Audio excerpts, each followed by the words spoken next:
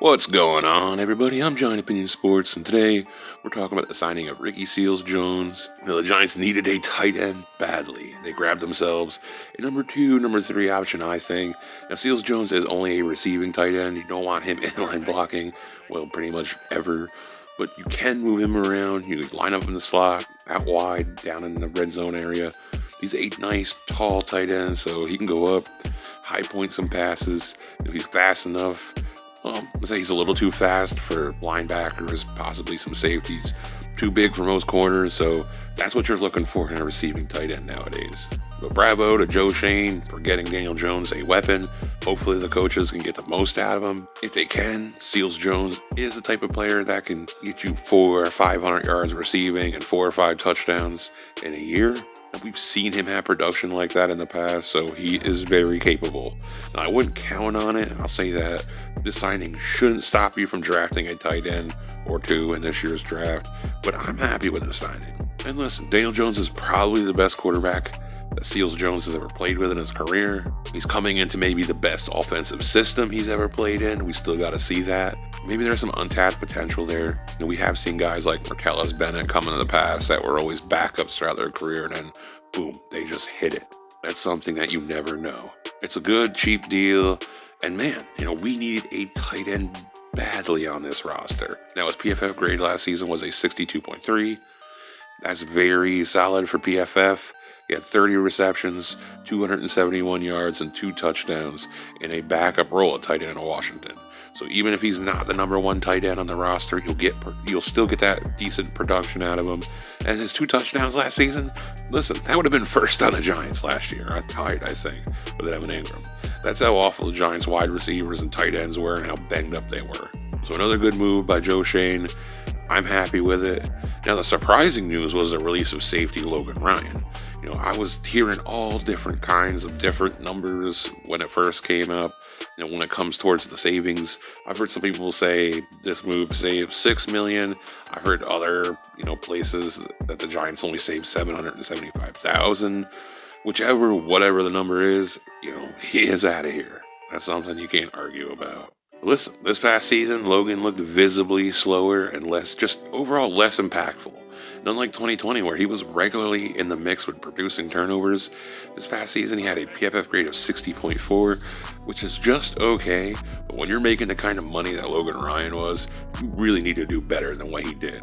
And he produced no interceptions. Now, he did have 2 forced fumbles, 2 sacks this past season, but there was a lot more instances of missed tackles, poor coverage. Just not good enough. The numbers look very similar to 2020, but it just felt different to me. And I don't know if I could put my finger on it. It just didn't seem the same. And also, listen, you'd think that the second season in the same defense, you'd see improvements. And we saw him go backwards. Now, I do appreciate Logan Ryan's leadership and him, helping recruit some free agents here to New York. But this is a business, and we have to make moves that are just better for the team. We don't know what's going on right now. Joe Schoen might have his eye on another safety in free agency. Maybe there's someone already on a team that they like to fill in. I'm huge on Julian Love. He should have been getting more playing time here for a while, and even in his reserve role, he just makes plays. Look at the Kansas City Chiefs game last year. That's a prime example. Now, Julian Love is a do-it-all safety / cornerback, and it's no secret that Wink Martindale loves them types of players. And honestly, there's nothing that Julian Love can't do that Logan Ryan could. So they're very similar in some ways. At this point, Love might be a notch better because of his tackling ability. We saw Julian Love play more in the box and Betcher's defense his rookie season, and he played really well. He even came down in that money backer role at times, in the nickel package. And I liked it. I just liked the way he looked. I liked his production. So I'm comfortable giving Love tons of snaps at strong safety or filling in a similar role as Logan if that's what the team needs. I'm happy either way. Now, if Schoen doesn't sign a safety or 2 in free agency, we're probably going to see him draft a safety in this year's draft. And there is a good bit of 2nd, 3rd round safeties that could slide in day 1 and produce, in my opinion. Jaquan Brisker is a prospect that I'm scouting heavy right now at the moment. I'd love to grab him in the 2nd. There's just tons of directions that Joe Schoen and the Giants could go. either which way, whatever happens, it's going to be fun. It's going to be interesting. We're going to cover it on the channel, but not a long video today. Nice, quick, short one, to the point. Overall, nothing super surprising. I was a little bit, listen, if the number is only $775,000 saved from the Logan Ryan deal, then that is a little bit surprising, because it almost feels like, what are you really saving? And you're at least getting at this point with Logan Ryan, a guy that you could use in a robber spot in your coverage, nickel. So a little surprising, I guess, if the saving is only minimal, like I've been reading. But overall, it's not like this is a huge loss to where I'm upset or something. So if you're a huge Logan Ryan fan, I understand being a little aggravated with it, but it is what it is. This is the NFL. This is a business. This is an all new GM in here, all new coaching. They got to start getting their guys in here that fit their scheme. Pure and simple. And we have to just relax and let them do their job. And let's judge them on the product next year on the field in the next 2 years.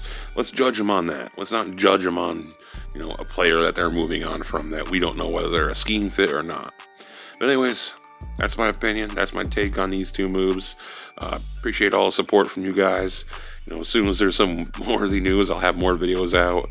I'm wrapping up on my Jaquan Brisker analysis right now. Getting ready for my analysis, but wrapping up on the tape.